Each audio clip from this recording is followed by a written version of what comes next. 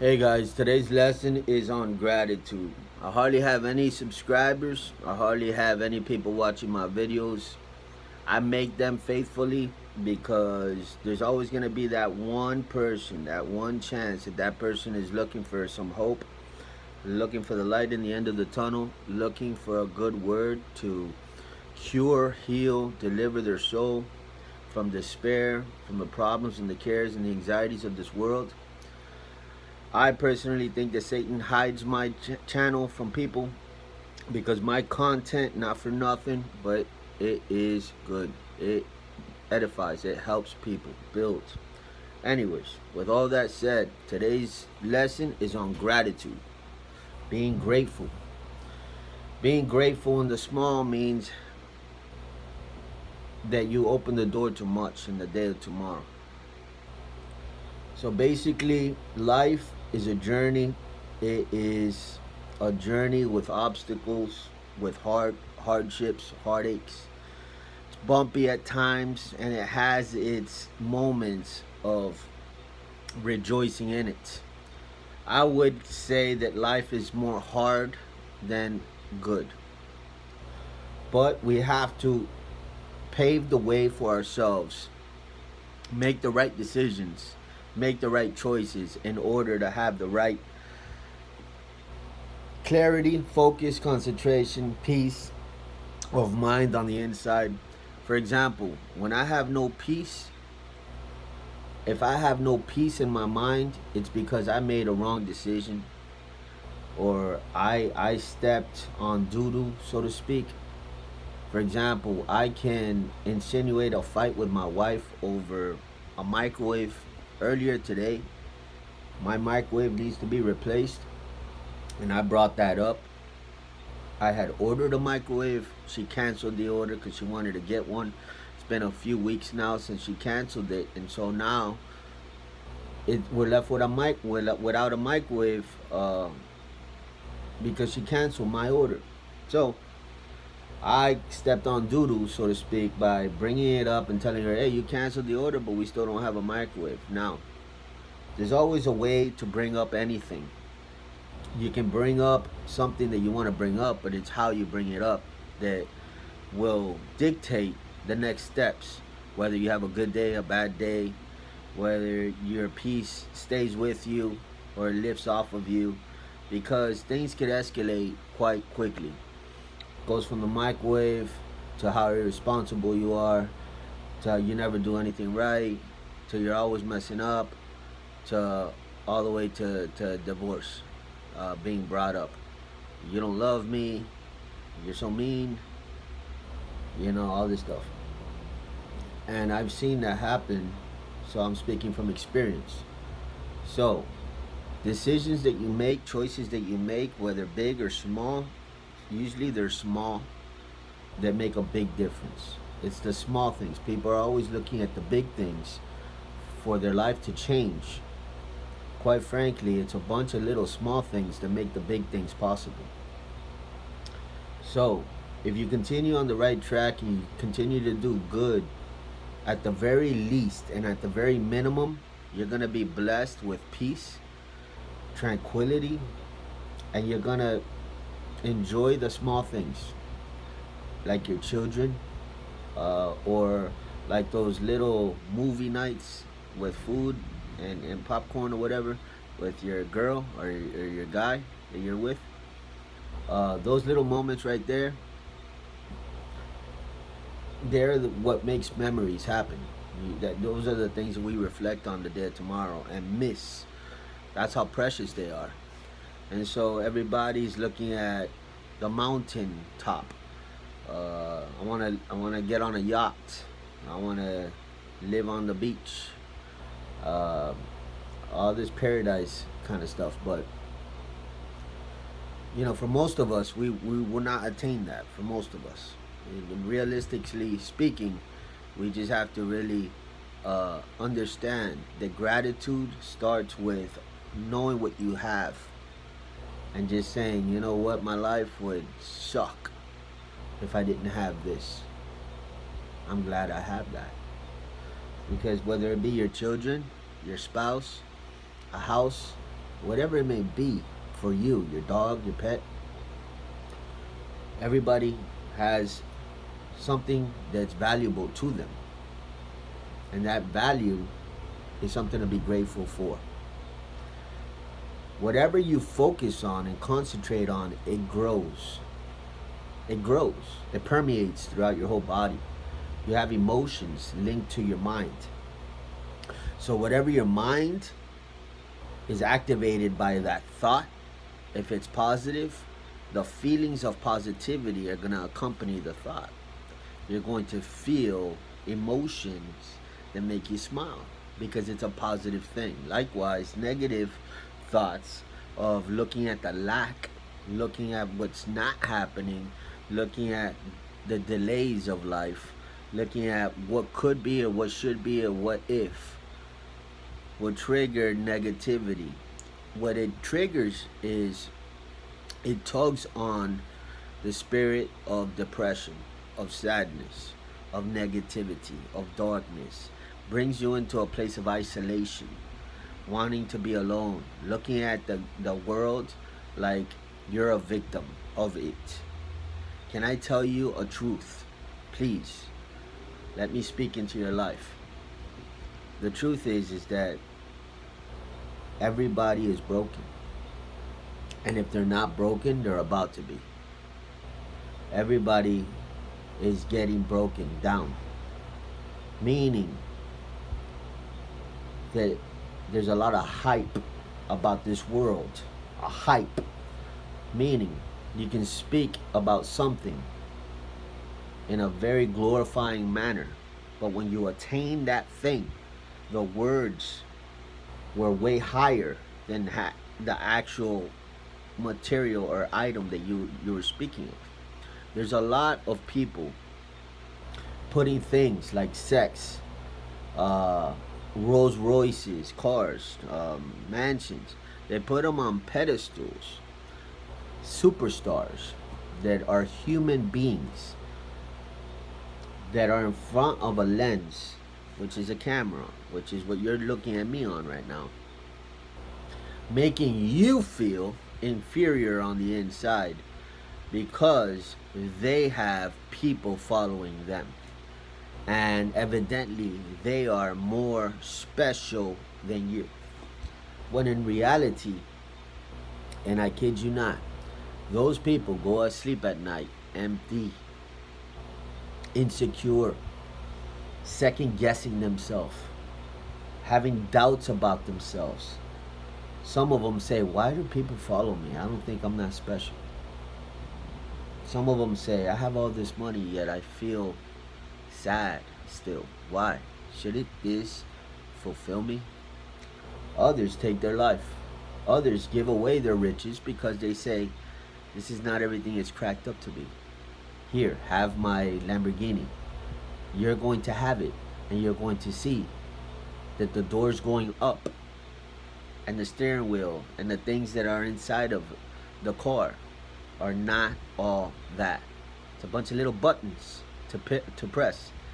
Whoop-de-doo. What is the whole hype about? There's a lot of hype, a lot of exaltation, a lot of glorification. Things that are not all that are made to be all that. I made a video a couple months back about when you're a child, how your birthdays are big deals. Everybody surrounds you when you're a child, and they all clap their hands and sing happy birthday, big smiles, cameras taking pictures. And as a child, you're being hyped up. You're made to feel like a superstar when you're a child. Most people, not all. There are those exceptions. But most children are hyped up, patted on the back, given presents and gifts from all different types of relatives, and just exalted, to say the least. And they have great childhoods until they start to get upper in age. When they start to get into their teenage years, they themselves don't care for the birthdays anymore. They want the gifts, but they don't care for the cake. They don't care for they're more reserved. And then when they get to their 20s, They want to go out drinking and partying. Not all people, some people, uh, and all that. But it's not a big deal. What happened to the exaltation and the hype? It's the same celebration, but they found out that it wasn't all that it was cracked up to be. They found out that it was an illusion that could easily be popped. Meaning, they were being built up only to be let down later on. There's some people like my cousin that teach their kids Santa Claus is real. I, for one, disagree.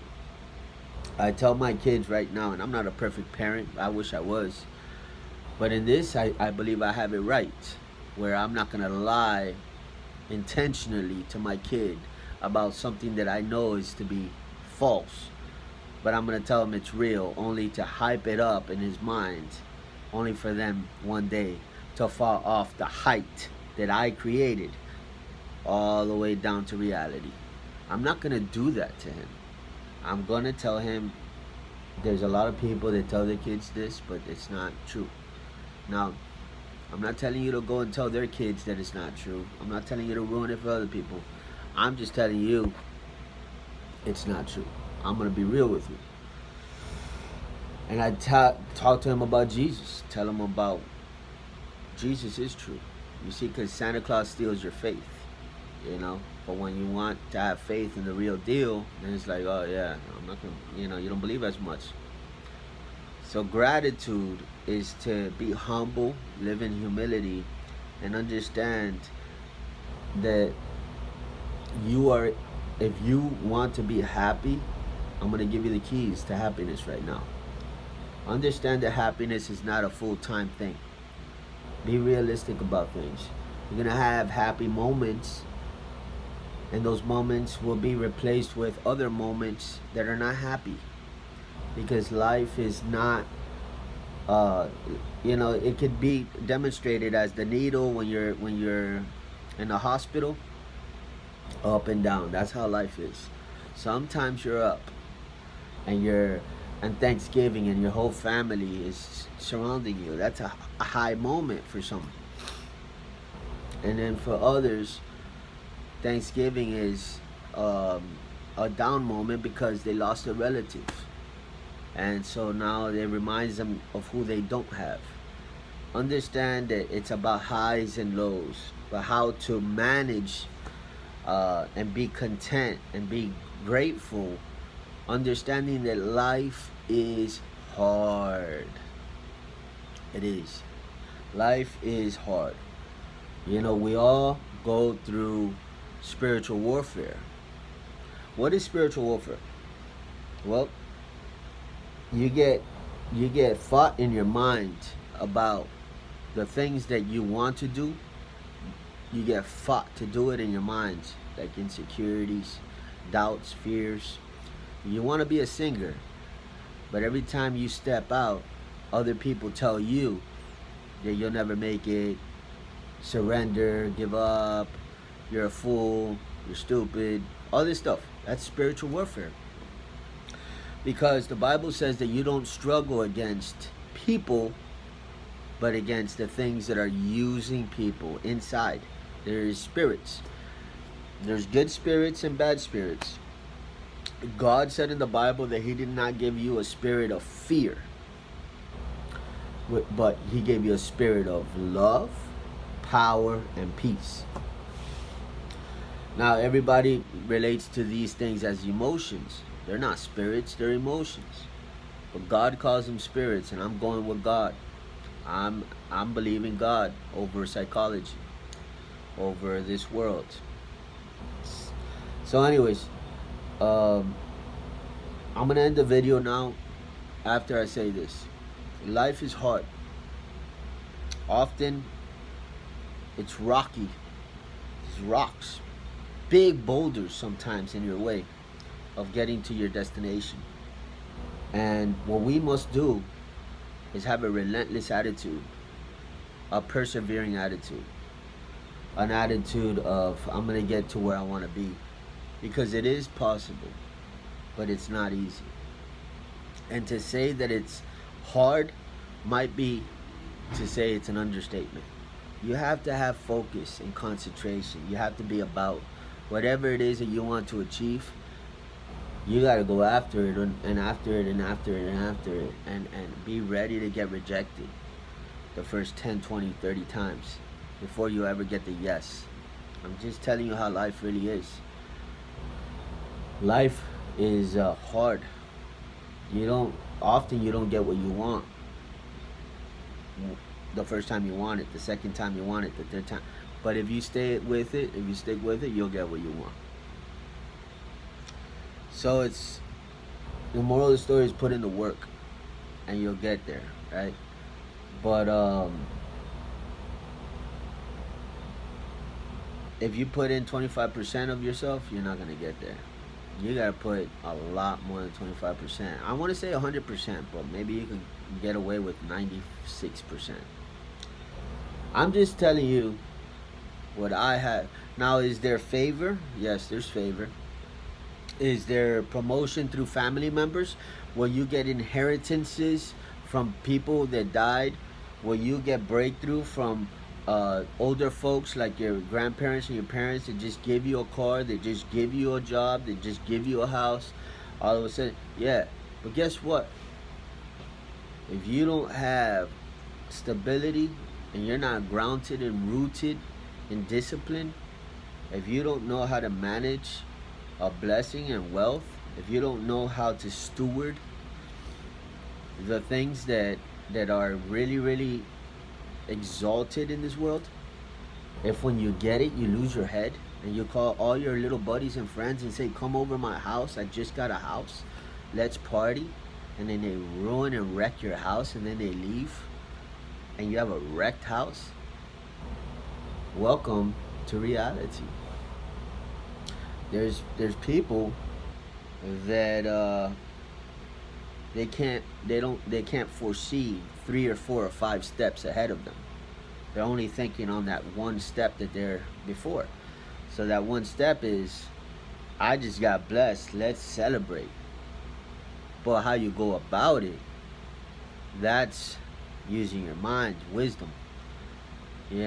Putting measures, boundaries, limitations, setting up standards, budgets, all kinds of stuff in order for everything to go accordingly. So when it's all over, you can look back and be happy that you made that decision of celebrating the way you did and not completely beating yourself up that you ever made that decision. Hopefully I'm helping somebody. I don't want to make the video too long, but I just have a lot to say about a lot. Life is hard. I want to leave you with that. It's like people are looking for an easy life. I will tell you this. For the people that are bums, that you're just watching a lot of TV, leeching off of your parents or whatever, you may be living an easy life, but you have your the hard life in another aspect. You deal with a lot of insecurities. You deal with a lot of pleasing people. You want to please people so much you're willing to go the extra mile because your focus and your concentration and your work ethics is not in going to a 9 to 5. It's more so geared towards another territory, and that territory is to do the wrong things, party it up, which short-term pleasure equals long-term pain. Your short-term drinking, smoking, drug habits will lead to homelessness and rehabs and jail time and people stealing from you or you stealing from people and fighting and drama and police and eventually death and hell. Short-term pleasure equals long-term pain. But I'm just letting you know, guys. It's about where are you gonna put your eggs and what basket, and what direction are you trying to take your life. You have to take ownership. You have to take ownership of the fact that you're in charge of where you head, what direction you head. If you're letting other people gear your life and say, "Let's go over here," and they're leading you to a bad place, that's on you. God bless you.